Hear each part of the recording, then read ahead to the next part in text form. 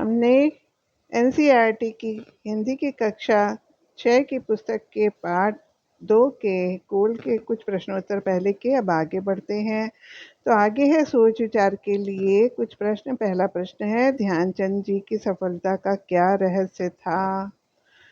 तो उसके बारे में हम बता सकते हैं कि ध्यानचंद जी की सफलता का रहस्य था लगन, साधना अर्थात खेल के प्रति समर्पण व उनकी खेल भावना। वे अपने लिए नहीं, देश के लिए खेलते थे। दूसरा प्रश्न है, किन बातों से ऐसा लगता है कि ध्यानचंद स्वयं से पहले दूसरों को रखते थे? तो इसका उत्तर है, ध्यानचंद जी अपने से पहले दूसरों को रखते थे।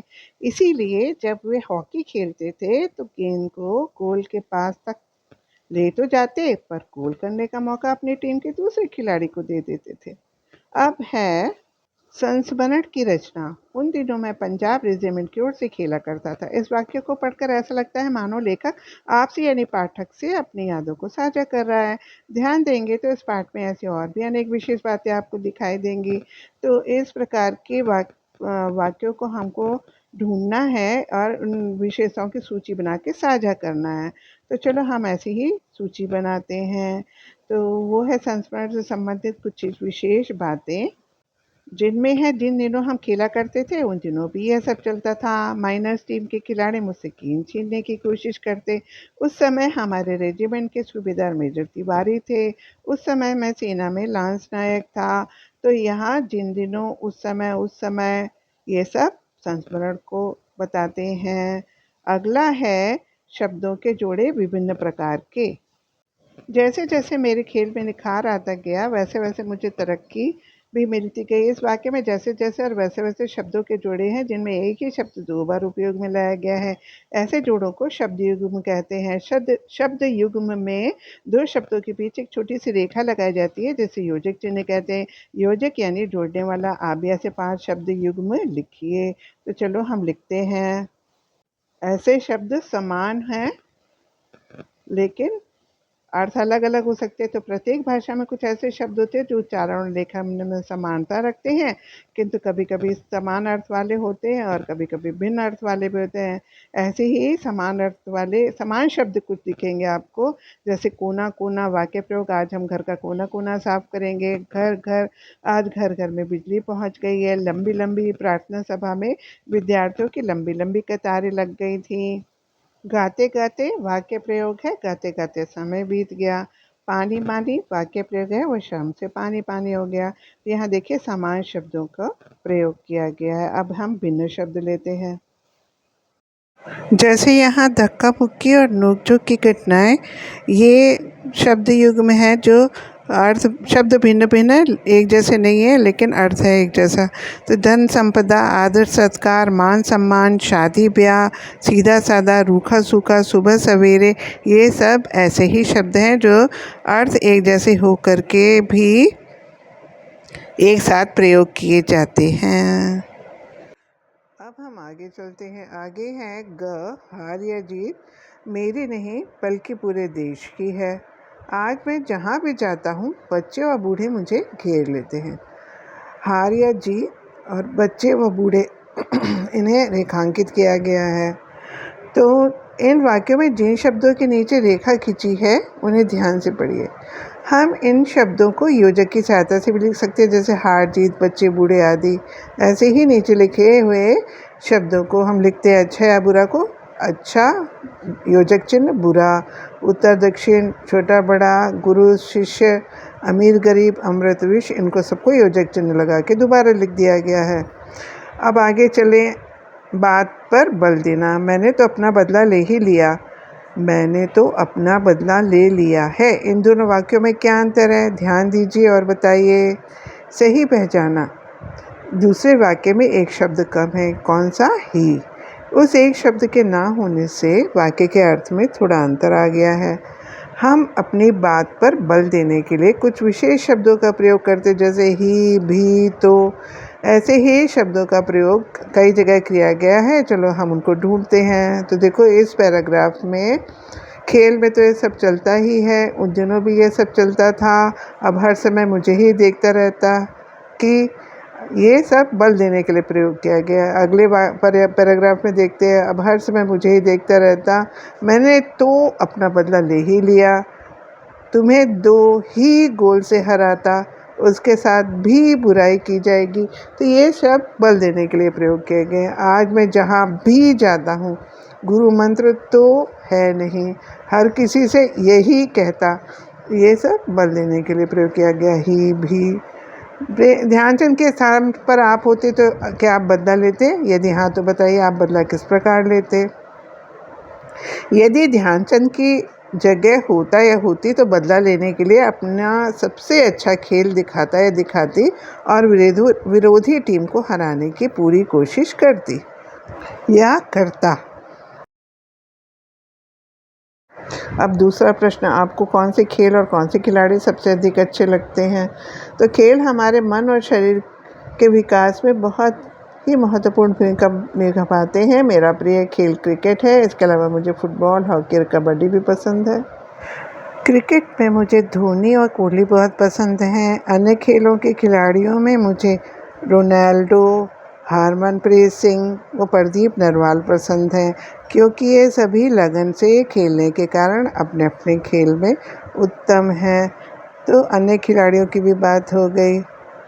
अब है समाचार पत्र से। क्या आप समाचार पत्र पढ़ते हैं? समाचार पत्र में प्रतिदिन खेल के समाचारों का एक पृष्ठ प्रकाशित होता है।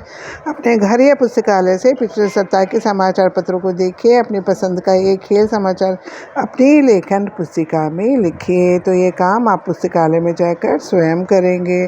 आपका काम है ढूंढिए और लिखिए।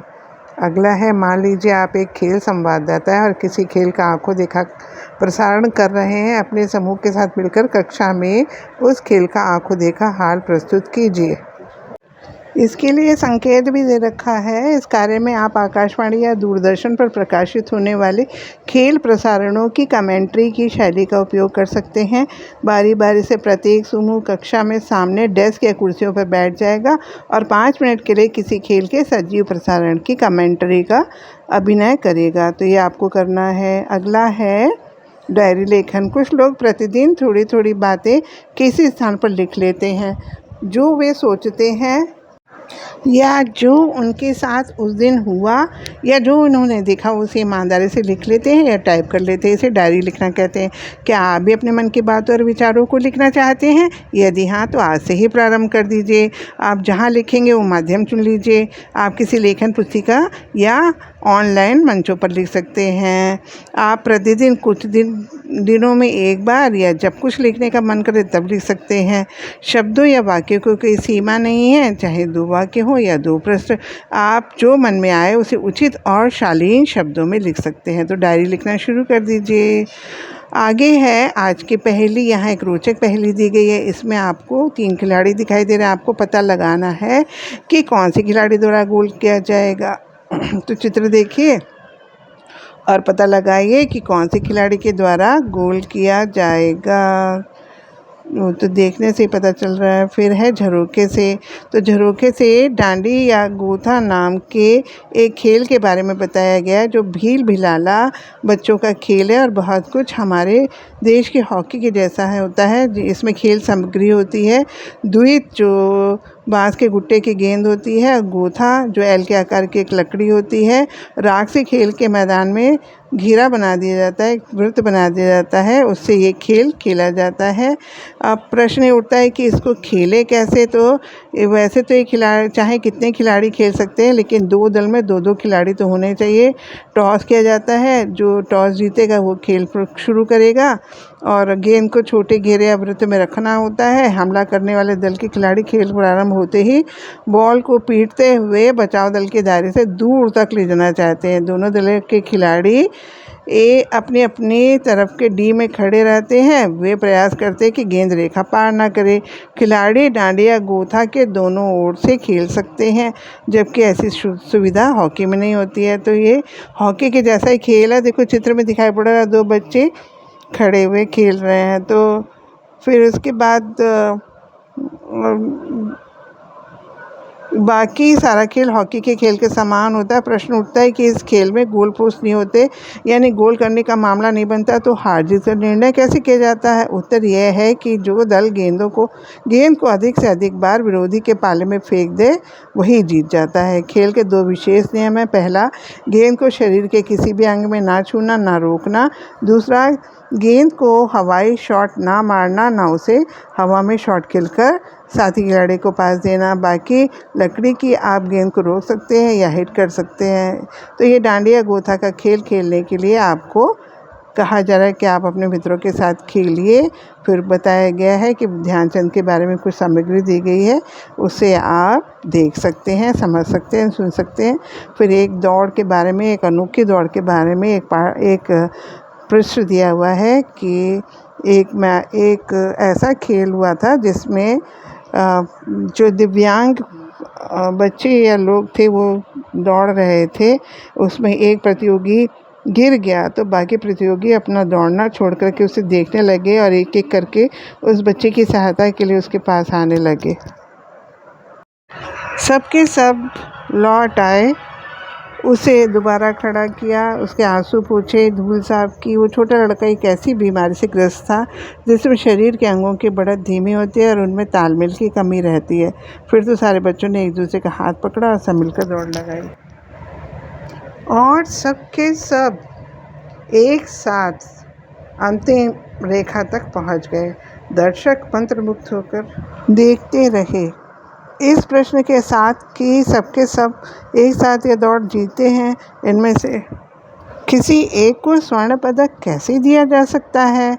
निर्णायकों ने सबको स्वर्ण पदक देकर समस्या का बढ़िया हल ढूंढ निकाला। उस दिन मित्रता का अनोखा दृश्य देखकर दर्शकों की तालियां थमने का नाम नहीं ले रही थी। ये घटना बताने का यह तात्पर्य है कि खेल भावना ही खेल में सर्वोपरि होनी चाहिए। Thank you.